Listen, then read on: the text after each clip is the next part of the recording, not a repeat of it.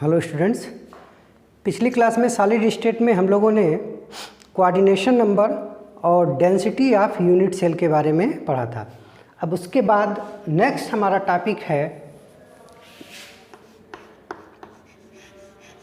Interstitial words.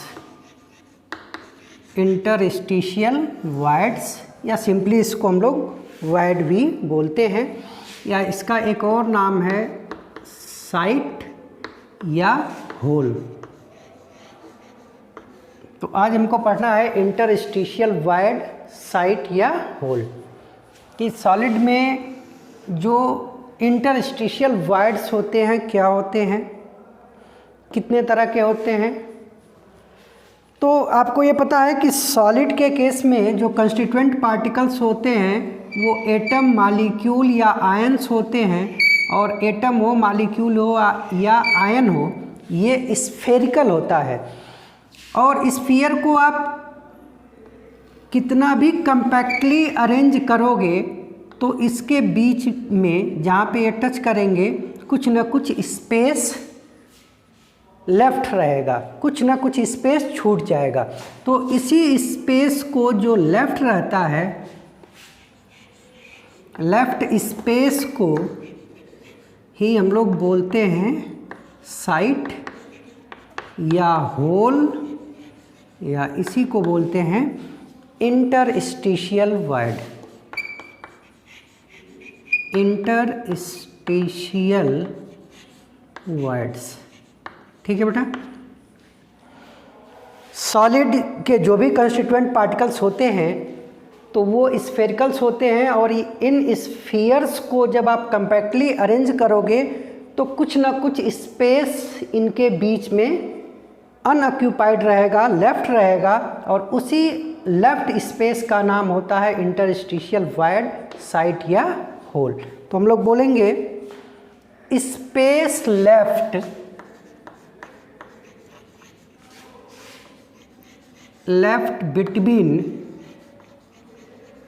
between touching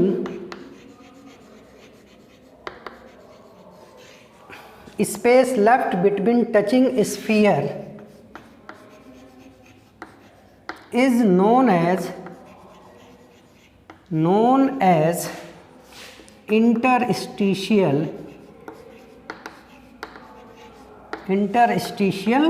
words, या इसी का नाम होल है, या इसी को साइट भी बोलते हैं। ठीक है बेटा। जैसे ये हमने आपको दिखा दिया, जैसे मान लो हमने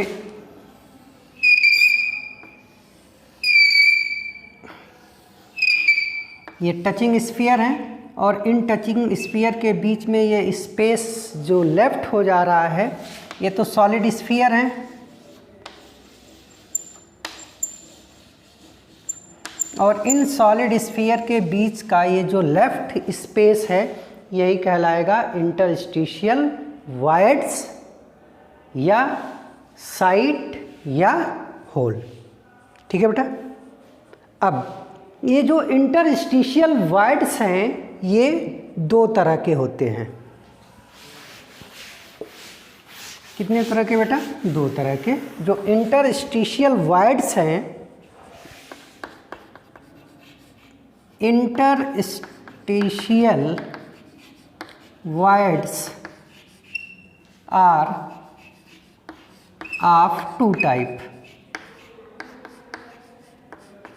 ये दो तरह के होते हैं। पहले वाले को हम बोलते हैं प्लेनर वर्ड,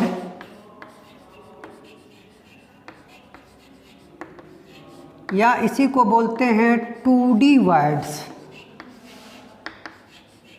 या फिर हम इसको बोल सकते हैं वर्ड्स इन प्लेन। अब कब इंटरस्टिशियल वर्ड को 2D वर्ड इन प्लेन बोला जाएगा? तो देखो, जैसे आपने स्फीयर लिए और इन स्फीयर्स को आपने कम्पैक्टली अरेंज करा दिया, और इसके बाद ये जो स्पेस लेफ्ट है तो ये तो वाइड कहलाएगा। अब जो स्फीयर आपने लिए हैं, जैसे मान लो ये 4 स्फीयर लिए हैं, तो इसका सेंटर यहाँ पे होगा, ये सेंटर होगा, ये सेंटर होगा और ये सेंटर होगा, ठीक है। तो अगर इन स्फीयर का सेंटर और ये जो वाइड बना है, इस वाइड का सेंटर, ये सब सेम प्लेन में है, तो ऐसे वाइड को हम बोलते हैं प्लेनर वाइड्स। तो हम क्या बोलेंगे? Wides in which center of sphere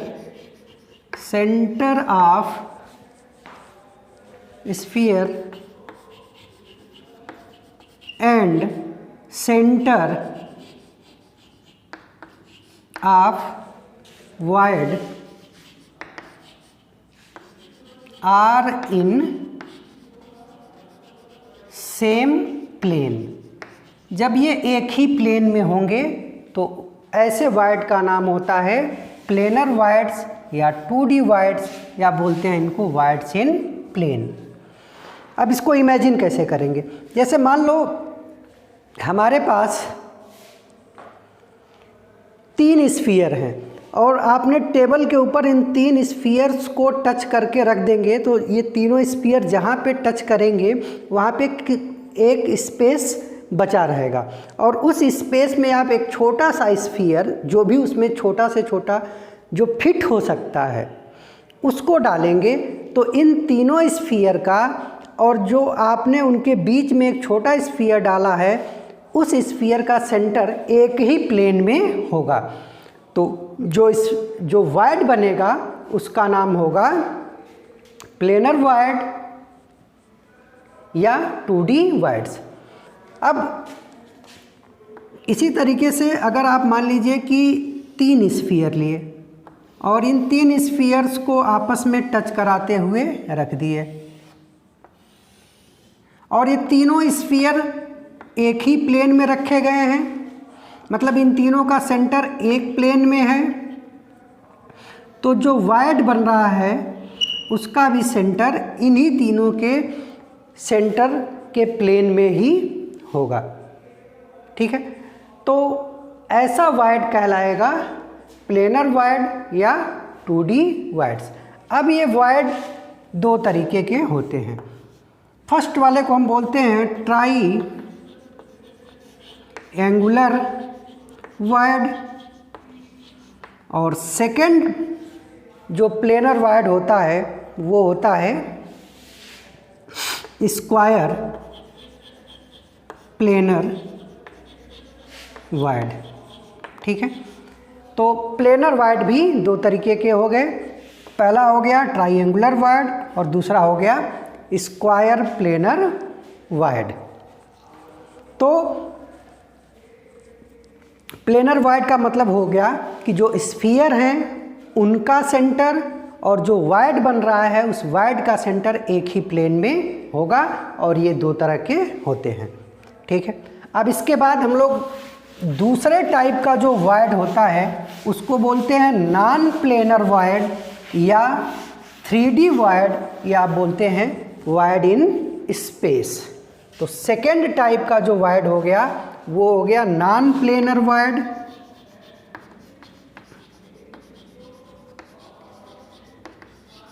या इसी को बोलेंगे 3D वाइड, या इसी का होगा वाइड इन स्पेस। अब यहाँ पे क्या कहेंगे कि अगर टचिंग स्फीयर का सेंटर और उनसे बनने वाले वाइड का सेंटर एक ही प्लेन में नहीं है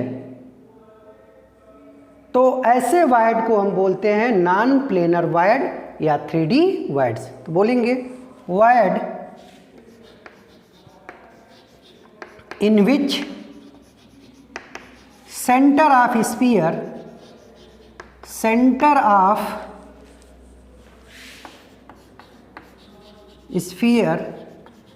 and center of void are not in same plane, same plane, ये एक ही प्लेन में नहीं होंगे, तो ऐसे वायर्ड का नाम होगा नॉन प्लेनर वायर्ड। जैसे सपोज करो कि आपने 4 बाल लिए, 4 बाल को आप एक मेज़ पे, एक टेबल पे रख रहे हैं और उसमें से 3 बाल को आपने टेबल पे रख दिया और चौथे बाल को उन तीनों के ऊपर रख दिया।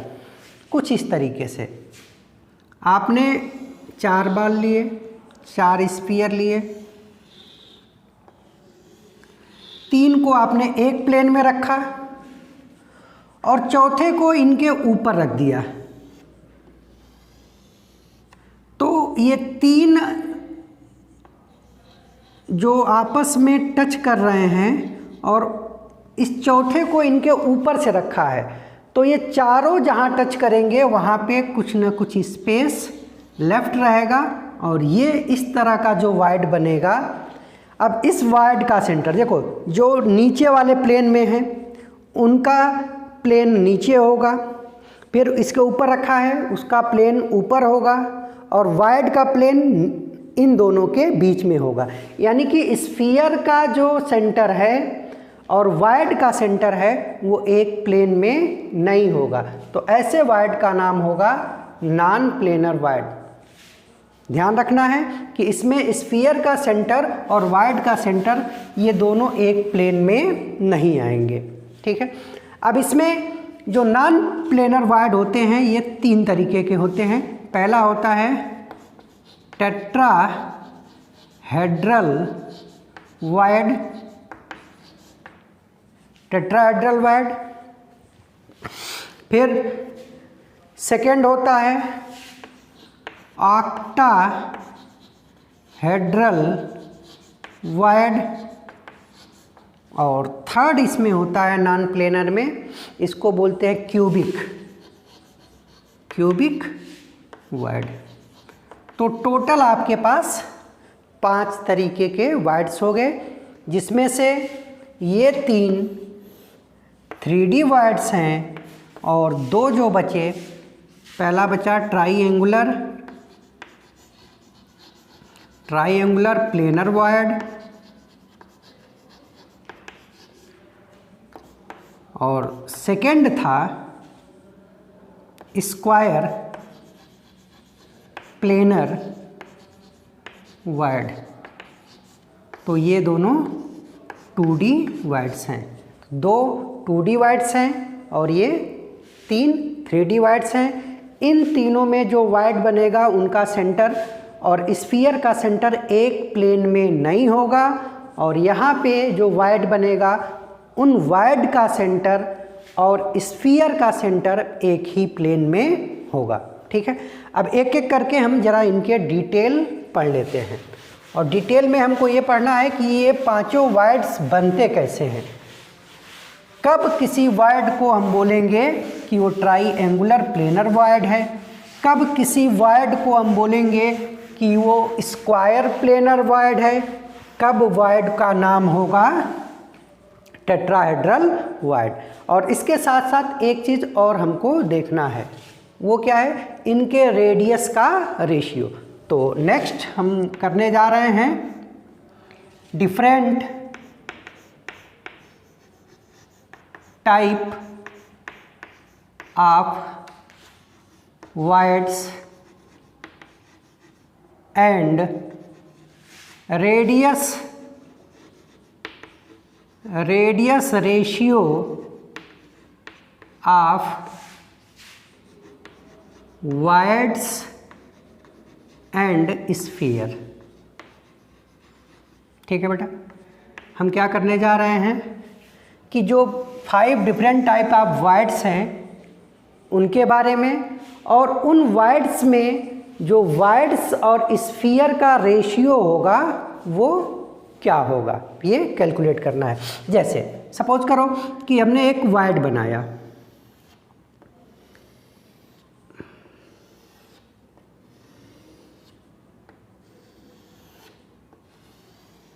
ये स्फीयर हैं 1, 2 और 3, और इन स्फीयर्स का कुछ रेडियस होगा। हम लोग अब तक कंस्टिट्यूएंट पार्ट, ये स्फीयर एक्चुअल में कंस्टिट्यूएंट पार्टिकल हैं तो इनके रेडियस को r लेके चलते थे। अब यहाँ पे जो वायड बनेगा वो भी स्फेरिकल शेप का ही बनेगा, और अगर ये स्फीयर है तो हम सपोज करें कि यहाँ पे एक स्फीयर रखा है जो इस वायड के अंदर फिट हो गया है, तो इसकी रेडियस को हम अलग से यहाँ दिखा रहे हैं, तो इसकी रेडियस को हम लोग बोलेंगे स्मॉल r। तो ये r क्या है बेटा, ये है रेडियस ऑफ स्फीयर, और ये वाला r क्या होगा, ये होगा रेडियस ऑफ स्फीयर फिट या फिटेड इनटू वायड। आपने वायड के अंदर एक स्फीयर को फिट कर दिया है तो उसी स्फीयर का रेडियस ये स्मॉल r, या डायरेक्ट बोलो तो ये स्मॉल r है रेडियस ऑफ वायड। ठीक है बेटा, तो अब हमको यही रेशियो कैलकुलेट करना है कि r अपॉन r की वैल्यू जो अलग अलग वायड हैं उनके लिए ये क्या होगा। तो 1 बाई 1 हम लोग करते हैं। सबसे पहला वायड हमारे पास था ट्राईएंगुलर प्लेनर वायड। तो फर्स्ट वायड है ट्राईएंगुलर प्लेनर वायड। पहले तो इसकी डिफिनीशन देख लो कि ट्राईएंगुलर प्लेनर वायड कब बनेगा। तो ट्राईएंगुलर प्लेनर वायड बनता है जब 3 स्फीयर एक ही प्लेन में एक दूसरे को टच करते हैं। तो हम बोलेंगे void form by touching 3 sphere in same plane. Same plane मतलब एक ही प्लेन में 3 स्फीयर एक दूसरे को टच करेंगे तो उनसे बनने वाला वायड का नाम होगा ट्राईएंगुलर प्लेनर वायड। अब देखो ये कैसे बनेगा। जैसे आपने क्या किया कि 3 बाल लिया और इन 3 बाल्स को आपने टेबल पे बिल्कुल टच करते हुए रख दिया। ठीक है बेटा, तो यहाँ पे जो वायड बनेगा ये भी स्फेरिकल होगा और ये इसका सेंटर होगा। अब आपने 3 स्फीयर लिए हैं, जैसे मान लो ये ऊपर वाले स्फीयर के लिए इसका सेंटर हमने बोला A, इसका सेंटर बोला B, इसका सेंटर बोला C और इसके सेंटर का नाम दे दिया D।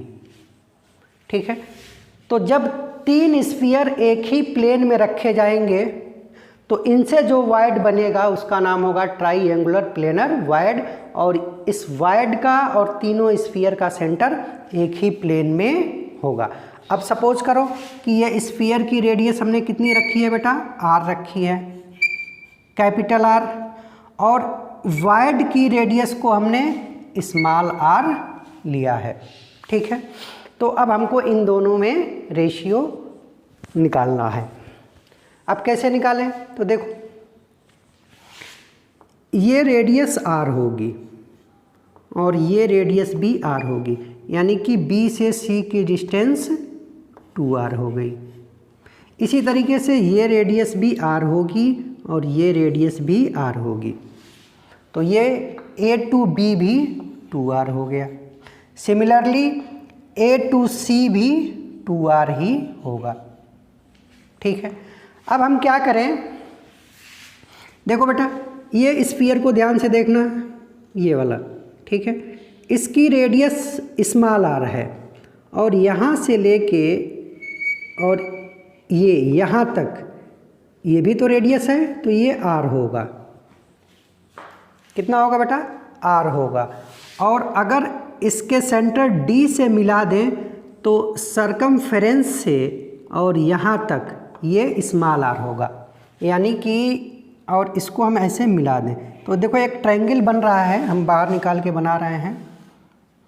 इस पॉइंट को हमने ई बोल दिया, तो इधर लिया बी, ये हो गया ई, और ऊपर ये वाला सेंटर लिया है हमने डी, ये है डी। ठीक है बेटा। अब बी से और ई यहाँ तक, ये तो आर होगा तो इसको आर लिख लिया। ये वाली डिस्टेंस कितनी होगी बेटा, यहाँ से लेके यहाँ तक आर होगी और फिर ये स्मॉल आर होगी, यानी कि ये डिस्टेंस बी से डी ये होगा आर प्लस आर। क्लियर है बेटा। इसमें से हमने ये छोटा वाला ट्रायंगल बाहर निकाल रहे हैं।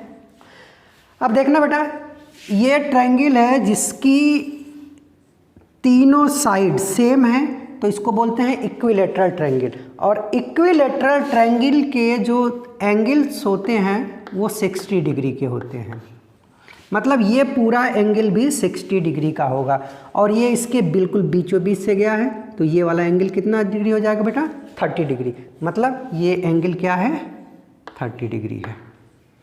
ठीक है। तो आपने इसमें से एंगल निकाला कौन सा, B E D, B E D, B E की लेंथ होगी आर और बी डी की लेंथ होगी आर प्लस आर, और ये एंगल होगा कितना बेटा, 30 डिग्री। ठीक है। अब इस पे अगर हम cos 30 लिखें, cos 30, तो cos 30 क्या होता है बेटा, बेस अपन हाइपोटेन्यूज, तो बेस क्या हो जाएगा आर और हाइपोटेन्यूज क्या हो जाएगा आर प्लस आर। cos 30 की वैल्यू होती है √3/2, तो ये हो जाएगा आर प्लस स्मॉल आर। अब इसको पलट दो तो ये हो जाएगा 2/√3 बराबर आर प्लस आर/आर। ठीक है। आपको √3 की वैल्यू पता है, तो 2/√3 की वैल्यू कितनी होती है बेटा, √3 की वैल्यू होती है 1.73, और ये बराबर हो जाएगा, इसको अलग अलग करोगे तो r/r प्लस r/r। ठीक है। अब इसको सॉल्व करो, 2 डिवाइडेड बाई 1.75, तो 2 डिवाइडेड बाई 1.75 ये आएगा 1.155, और इधर आ जाएगा 1 प्लस r/r। अब यहाँ से 1/r का रेशियो यही तो हमको निकालना था, तो ये कर लेंगे r/r, ये हो जाएगा 1.155 माइनस 1, यानी कि r/r की वैल्यू आ गई 0.155। तो ये रिजल्ट आपको ध्यान रखना है। ठीक है। डेरिवेशन अगर आया तो बहुत अच्छी बात है, बोर्ड में आपके नहीं पूछा जाएगा, लेकिन रिजल्ट ज़रूर याद रखना है। डेरिवेशन आ जाता है तो अच्छी बात, और नहीं तो एटलीस्ट आपको रेडियस का रेशियो पता होना चाहिए कि जो ट्राई एंगुलर प्लेनर वाइड्स होते हैं, ट्राई एंगुलर प्लेनर वाइड्स हैं, उनके लिए r/r यानी कि रेडियस ऑफ वायड और रेडियस ऑफ स्फीयर का रेशियो जो आता है वो आता है 0.155, या यहीं से आप निकाल सकते हो कि रेडियस ऑफ वायड जो आएगा वो आएगा 0.155 r। ठीक है। इस पे आपसे डायरेक्ट क्वेश्चन भी पूछा जा सकता है, कहेंगे कि एक ट्राई एंगुलर वायड है जिसकी रेडियस बताओ, अगर स्फीयर की रेडियस r है तो जो भी रेडियस r दी गई होगी उसमें आप 0.155 से मल्टीप्लाई कर देंगे तो रेडियस ऑफ वायड आ जाएगा। ठीक है बेटा। अब दूसरे टाइप का वायड है, वो है square planar wide. Square planar wide, देखो जरा, सेकेंड टाइप ऑफ वायड है स्क्वायर प्लेनर वायड। अच्छा बेटा, इसी एक चीज़ ध्यान देना, मैंने ये जो वायड बना था ट्राइएंगुलर वायड, ये तो कभी कभी आपसे इसका कोऑर्डिनेशन नंबर पूछा जाएगा कि ट्राइएंगुलर वायड का कोऑर्डिनेशन नंबर क्या होगा। तो कोऑर्डिनेशन नंबर क्या होता है कि जिसका कोऑर्डिनेशन नंबर उसको टच करते हुए कितने स्फीयर हैं, तो 1 2 3, यानी कि ट्राइएंगुलर वायड का कोऑर्डिनेशन नंबर हो जाएगा 3। ठीक है, तो इस चीज़ को आपको ध्यान रखना है। उसके बाद सेकेंड टाइप ऑफ वायड है, वो है square planar wide. Square planar wide, square planar wide. Square planar wide क्या बनेगा, जब 4 स्फीयर एक ही प्लेन में टच करेंगे और उनसे जो वायड बनता है वो वायड कहलाता है स्क्वायर प्लेनर वायड। तो बोलेंगे void form by 4 touching sphere in same plane.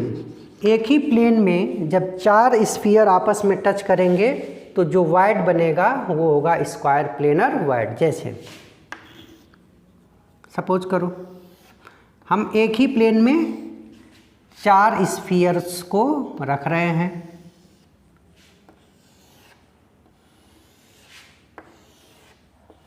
तो इनके वजह से यहाँ पे जो वायड बनेगा ये कहलाएगा स्क्वायर प्लेनर वायड। और इस स्क्वायर प्लेनर वायड का जो कोऑर्डिनेशन नंबर होगा, आपको दिख रहा है कि 4 से घिरा हुआ है तो 4 होगा। ठीक है, अब इसके लिए अब बताने की ज़रूरत नहीं है बेटा कि स्क्वायर प्लेनर वायड है तो ये 2D वायड है। बनेगा कैसे, 4 स्फीयर जब एक ही प्लेन में होंगे और इन चारों का सेंटर और इस वायड का सेंटर एक ही प्लेन में होगा, कोऑर्डिनेशन नंबर 4 होगा। अब देखो, ये मान लो हमने इसका सेंटर लिया, ये इसका सेंटर, ये इसका सेंटर और इसका सेंटर। ठीक है, तो अगर इसको हम मिला दें ऐसे तो ये स्क्वायर बनेगा। ठीक है, अब इस कॉर्नर से इस कॉर्नर को मिला दो बेटा। मान लो इसका नाम रखा A, इसका नाम B, इसका नाम C। ठीक है, और इसमें से ABC जो ट्रायंगल है इसको बाहर करो जरा।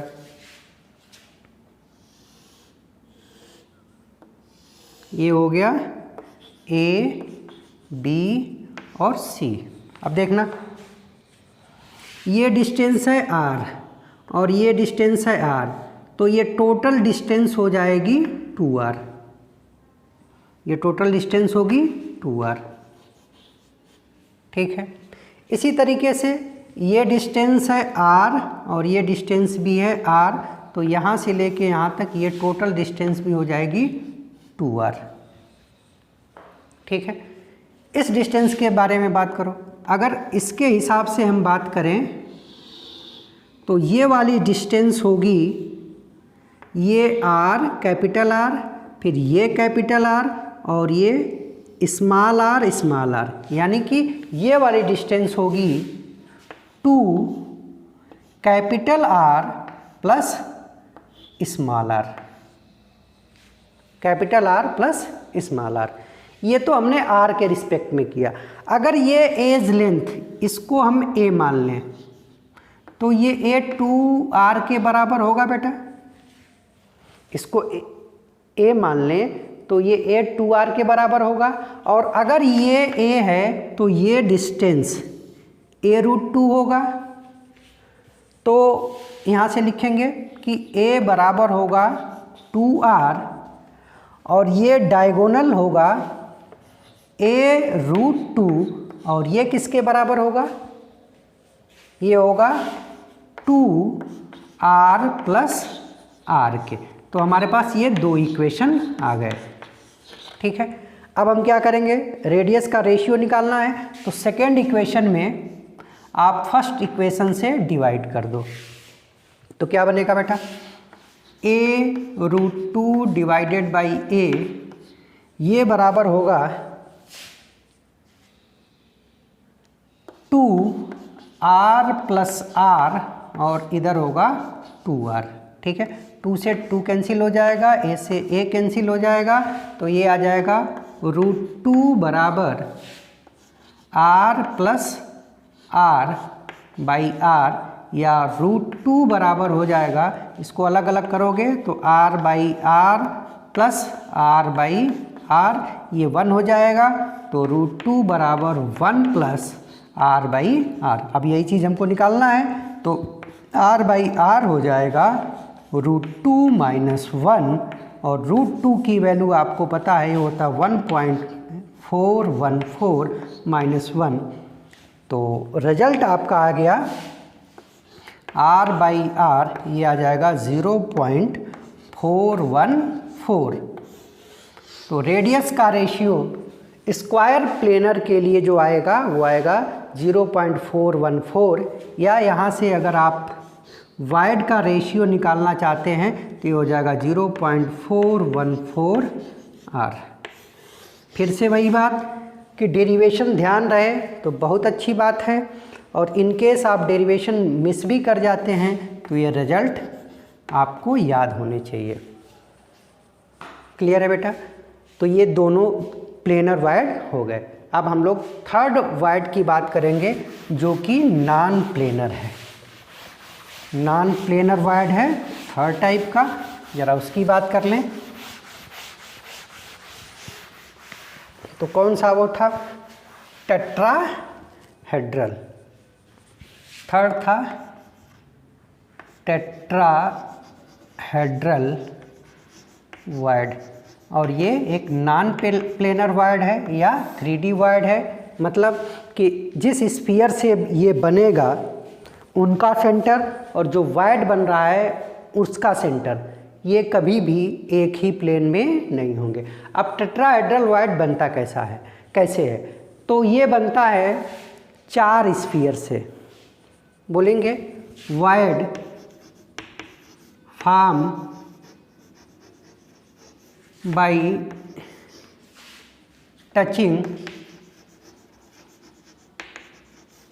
4 sphere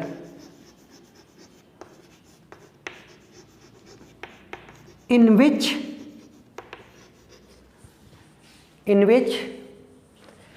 3 sphere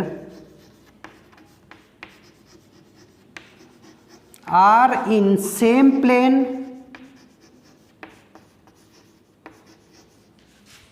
and one is in upper plane or in lower plane। जैसे आपको क्या करना है कि 4 स्फीयर लेने हैं और 4 स्फीयर को में से 3 को आप एक प्लेन पे रख दो, और जो एक बचा है उसको इन तीनों के ऊपर से रख दो या तीनों के नीचे से रख दो। तो इस तरीके से जो वाइड बनेगा, अब देखो 3 बॉल एक प्लेन में है तो इन तीनों का सेंटर एक प्लेन में आएगा, इसके ऊपर से जो स्फीयर रखा गया है उसका सेंटर इनके ऊपर वाले प्लेन में होगा, और जो वाइड बनेगा उसका सेंटर इन दोनों लेयर के बीच वाले प्लेन में होगा। जैसे इसको अगर हमको बनाना है तो कैसे बनेगा? आपको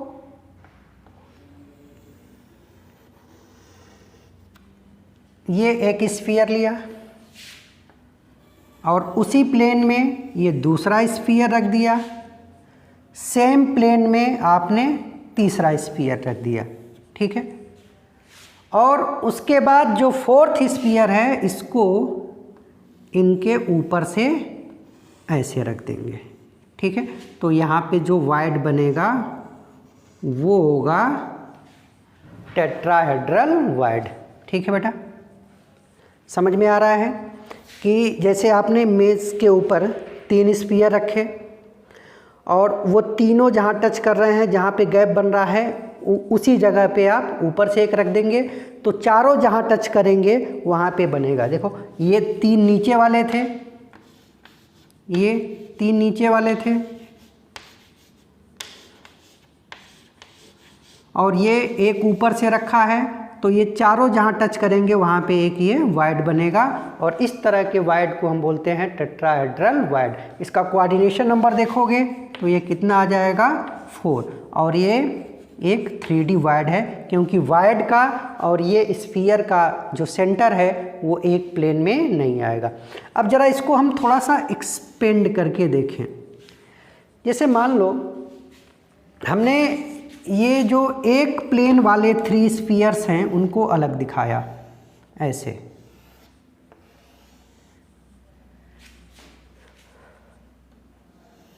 ये हो गया। अब यहाँ पे वाइड बनेगा, तो इसको हम थोड़ा सा ऊपर यहाँ पे दिखा दें, ये वाइड है, ठीक है। और 4th वाला स्फीयर इसके ऊपर से होगा, तो उसको हम यहाँ दिखा दें, ठीक है।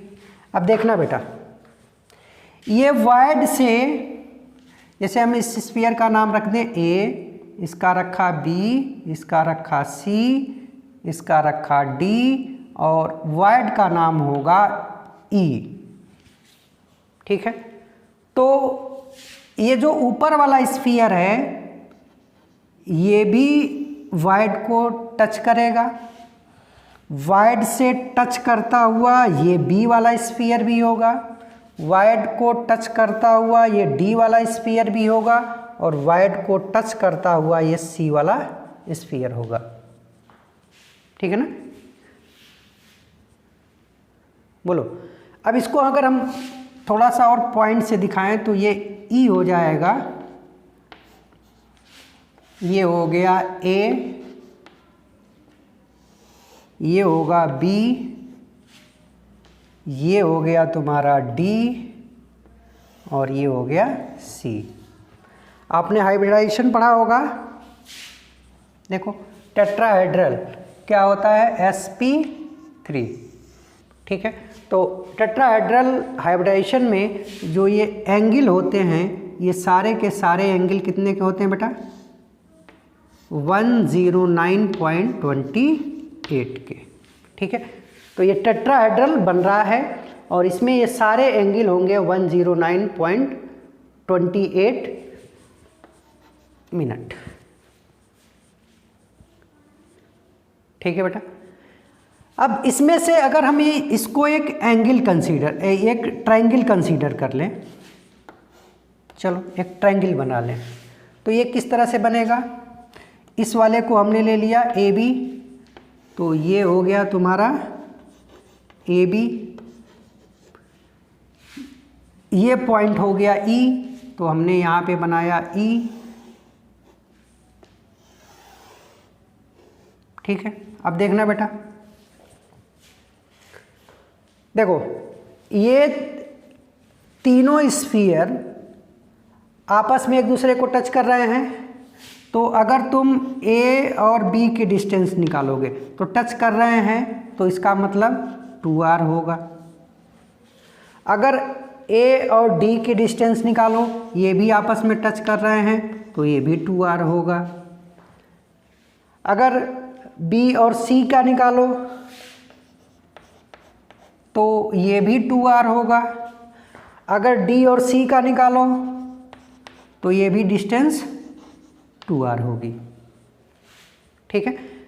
स्फीयर्स को टच करने के लिए, अगर एक स्फीयर है बेटा और ये आपस में टच कर रहे हैं, तो ये टच तभी करेंगे जब इनके सेंटर की डिस्टेंस मिनिमम क्या हो, 2r हो। 2r से ज़्यादा अगर इनके सेंटर की डिस्टेंस हो गई तो फिर ये आपस में टच नहीं करेंगे। और ये सारे स्फीयर आपस में टच कर रहे हैं, मतलब किन्हीं दो स्फीयर के सेंटर की बीच की डिस्टेंस कितनी होगी, 2r होगी, ठीक है। इसी तरीके से बेटा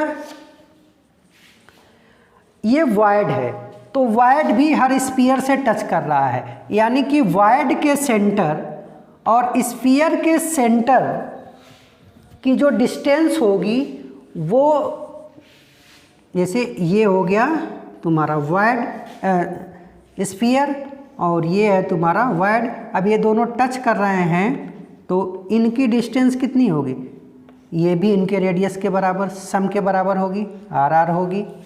तो ये वायड जो है ये चारों स्फीयर से टच कर रहा है। तो तुम अगर ए ई की डिस्टेंस कैलकुलेट करो तो ये होगा आर प्लस आर। सिमिलरली तुम बी ई की डिस्टेंस निकालो तो ये भी होगा R plus R. D E की डिस्टेंस निकालो तो ये भी होगा आर प्लस आर। और सी ई की डिस्टेंस भी कितनी यहाँ होगा बेटा, ये होगा आर प्लस आर। टच करने के लिए तभी तो ये टच करेंगे जब इनके सेंटर की बीच की डिस्टेंस इनके रेडियस के डिस्टेंस के सम के बराबर हो। ठीक है बेटा। तो इस ट्रायंगल में देखो जरा, अगर हम इस ट्रायंगल की बात करो तो ए बी की डिस्टेंस, ये ई है ना, ये ई है, तो ए बी की डिस्टेंस कितनी है बेटा, ए बी की डिस्टेंस है 2r। ए ई की डिस्टेंस कितनी है, ये है r प्लस r। ठीक है। और ये वाला एंगल कितना होगा, ये टोटल एंगल होगा 109.28। ठीक है। अब इससे बिल्कुल बीचों बीच एक परपेंडिकुलर डाल दो तो ये वाली डिस्टेंस, ये यहाँ पे एक और कोई पॉइंट एज्यूम कर लो, मान लो ये F है, क्या है, F है। तो ये वाला एंगल कितना हो जाएगा बेटा, ये पूरा एंगल 109 है तो ये वाला एंगल हो जाएगा 109, मतलब लगभग 54.5 के आसपास आ जाएगा। ठीक है। यहाँ तक कोई दिक्कत तो नहीं है। देखो टेट्राहेड्रल वायड में 4 स्फीयर होंगे, 3 एक प्लेन में होंगे, एक उनके ऊपर से या नीचे से होगा। अब इसको थोड़ा सा हम एक्सटेंड करें तो ये 3 एक प्लेन वाले हो गए, ये ऊपर प्लेन वाला हो गया और इनके बीच में वायड होगा। अब इनके पॉइंट्स का अरेंज टेट्राहेड्रल होगा, मतलब ये सारे एंगल 109.28 के होंगे और सारे स्फीयर एक दूसरे को टच कर रहे हैं तो स्फीयर और स्फीयर के सेंटर के डिस्टेंस 2r होगी और ये वायड भी सारे स्फीयर को टच कर रहा है तो वायड और स्फीयर के बीच की डिस्टेंस या सेंटर के बीच की डिस्टेंस r/2r होगी। अब इसी चीज़ को हमने एक ट्रायंगल के रूप में रिप्रेजेंट किया है। तो ए बी ये सेंटर है स्फीयर्स का, 2 स्फीयर के बीच ये सेंटर दिखाए हैं ए बी से, तो इनके बीच की डिस्टेंस 2r होगी।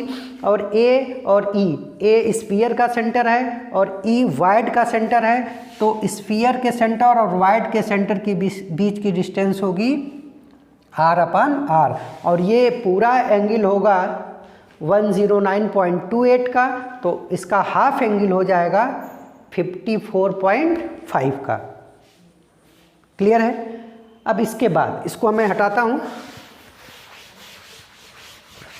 देखो नेक्स्ट, अगर हम सिर्फ इस एंगल, इस ट्रायंगल की बात करें, इस ट्रायंगल की, तो आपको ये एंगल पता चल गया और ये वाला r हो गया और ये पता चला है। अगर हम साइन थीटा लगाएंगे तो ये हो जाएगा r और divided by r plus r। अब साइन थीटा की वैल्यू कितनी है बेटा, साइन 54.5 बराबर होगा r by r plus r। इसको उल्टा कर दो तो 1 साइन 55.4 बराबर हो जाएगा r plus r by r। ठीक है बेटा। अब उसके बाद हम साइन 54.5 की वैल्यू रखते हैं तो ये आएगा, ये आपको ध्यान रखना है, ये होता है 0.8135 और ये बराबर हो जाएगा R/R, तो 1 + R/R। अब यहाँ से जब आप R/R की वैल्यू निकालोगे तो पहले तो 1/0.8135, तो इसकी वैल्यू आएगी 1.225 और ये 1 इधर आ जाएगा तो -1, तो R/R की जो वैल्यू आएगी वो आएगी 0.225। ठीक है बेटा, तो फिर ये चीज़ आपको ध्यान रखना है, या R की वैल्यू निकालोगे तो ये आ जाएगा 0.225 R।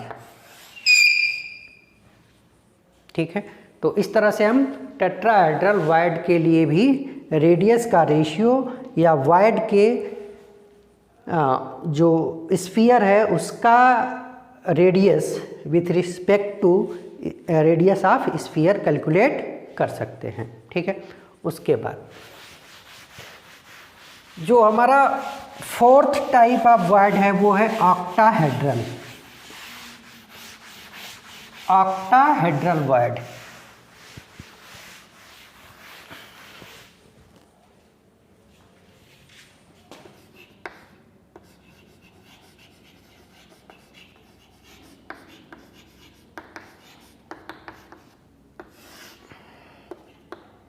जो हमारा 4th टाइप का वायड है वो है octahedral wide.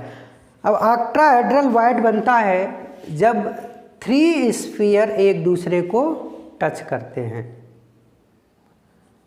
Sorry, octahedral wide तब बनता है जब 6 स्फीयर एक दूसरे को टच करते हैं। तो बोलेंगे वायड formed by touching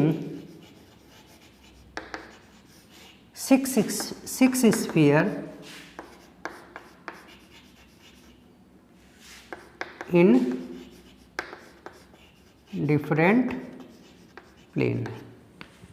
जब 6 स्फीयर एक दूसरे को टच करेंगे तो उससे जो वायड बनेगा वो होगा ऑक्टाहेड्रल वायड। ठीक है, अब ये 6 स्फीयर का अरेंजमेंट आप 2 तरीके से कर सकते हो। पहला अरेंजमेंट होगा कि उसमें से 3 + 3 मतलब कि 3 स्फीयर को आपने एक प्लेन में रखा और बाकी के जो 3 स्फीयर हैं उनको आप इनके ऊपर से रख दोगे। ये 3 स्फीयर रखा एक प्लेन में और बाकी के 3 स्फीयर हैं इनके ऊपर या इनके नीचे से रख देंगे। जैसे देखो, ये 3 स्फीयर का सेंटर है,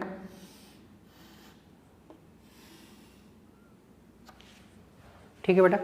अब अगला स्फीयर इनके ऊपर से रखना है तो वो कुछ इस तरह से आपको दिखेगा। ये इधर रखा और 2 इधर रखेंगे इनको टच करते हुए। अब इनका सेंटर यहाँ पे होगा, इसका सेंटर यहाँ होगा, तो ये ऐसे बनेगा। अगर हम इसको ऐसे दिखाएं तो ये एक का सेंटर है, ये दूसरे का सेंटर है और ये तीसरे का सेंटर है। और अगली बार से ऊपर 2 रहेंगे और एक नीचे रहेगा। तो ये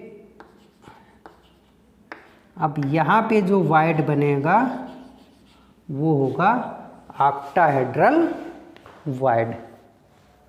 ठीक है बेटा, ये हो जाएगा ऑक्टाहेड्रल वायड।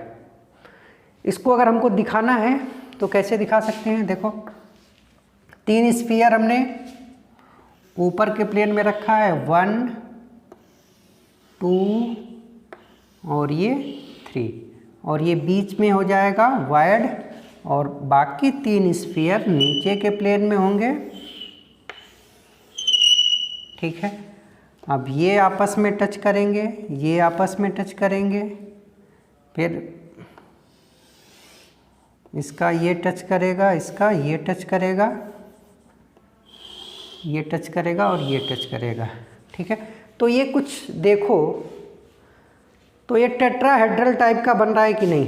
ये देखो, ये टेट्राहेड्रल टाइप का बन रहा है। ठीक है, दूसरा इसका क्या होगा कि अब आप 3+3 न रख के एक प्लेन में 4 को रखो, 4, और एक उसके ऊपर वाले प्लेन में और एक नीचे वाले प्लेन में। तो कैसे बनेगा? देखो, 4 को हमने एक प्लेन में रख दिया, एक को इसके ऊपर से रख दिया और दूसरा इसके नीचे से रख देंगे। तो इस तरह का वर्ड, अब ये 2 अरेंजमेंट होता है। एक होता है 3+3, 3 एक प्लेन में और 3 दूसरे प्लेन में, चाहे ऊपर का प्लेन चाहे नीचे का प्लेन। और दूसरा होता है 4+1+1, 4 एक प्लेन में, एक ऊपर वाले प्लेन में और एक नीचे वाले प्लेन में। और इसके रेडियस का रेशियो आप जब कैलकुलेट करेंगे तो जैसे आपने टेट्राहेड्रल का कैलकुलेट किया था, बिल्कुल उसी तरीके से इसको कैलकुलेट कर सकते हैं। और रिजल्ट क्या आएगा? R/R same as tetrahedral void. ये बिल्कुल टेट्राहेड्रल के वाइड के जैसे ही होगा। क्लियर है बेटा? चलो, अब इसके बाद जो लास्ट हमारा वर्ड है वो है क्यूबिक। क्यूबिक जो वर्ड होगा वो 8 स्फीयर के क्यूबिक जो होगा, क्यूबिक वर्ड जो होगा वो फॉर्म बाय टचिंग 8 स्फीयर। और ये 8 स्फीयर का अरेंजमेंट क्या होगा कि 4 स्फीयर को आप एक प्लेन में रखोगे,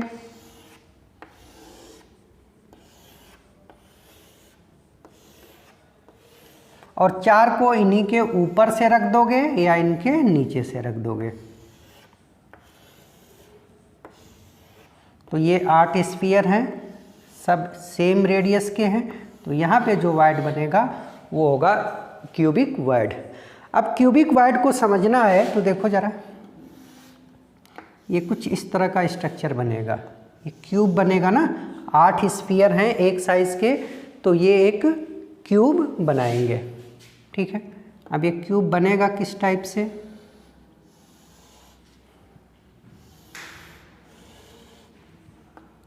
कुछ इस तरह का क्यूब बनेगा बेटा। ठीक है, और वाइड इनके बीच में है हुआ, ये ऐसे वाइड होगा। अब देखो, अगर हम इस क्यूब में इस कॉर्नर से इस कॉर्नर तक आते हैं तो ये पूरी डिस्टेंस होती है a√3। a√3, ठीक है। और ये एक सेंटर है, ये एक सेंटर है, तो यहाँ पे जो स्फीयर्स होंगे ये एक दूसरे को टच करेंगे, तो ये डिस्टेंस होगी r और ये डिस्टेंस होगी r, तो ये होगा 2r, और ये किसके बराबर होगा? a के बराबर होगा। तो यहाँ से भी हमको एक चीज़ मिल गया कि a√3। अब देखो इसके अलॉन्ग जाओगे तो ये कॉर्नर वाला एटम यहाँ तक आएगा, ये कॉर्नर वाला एटम यहाँ तक आएगा, तो ये हो गया r, इधर वाला भी हो गया ये r, और ये हो गया 2r। तो a√3 हो जाएगा 2r + r, और a हो जाएगा 2r के। ठीक है, अब फिर इन दोनों इक्वेशंस को डिवाइड कर दो, तो ये आ जाएगा a√3/a बराबर 2r + r/2r। a से a कैंसिल हो जाएगा, √3 बराबर आ जाएगा, ये 2 से 2 कैंसिल हो जाएगा, 1 r/r, तो 1 + r/r। ठीक है, अब 1 या r/r ये कितना हो जाएगा बेटा, √3 - 1। अब √3 की वैल्यू होती है 1.73 - 1, तो यहाँ से आपका रिजल्ट आ गया r/r बराबर 0.73। ठीक है बेटा, तो इस तरीके से जो भी पांचों वाइड्स से कैसे बनते हैं, कोऑर्डिनेशन नंबर क्या होता है और रेडियस का रेशियो क्या होता है, ये सारी चीज़ें आपको ध्यान रखनी है। Thank you.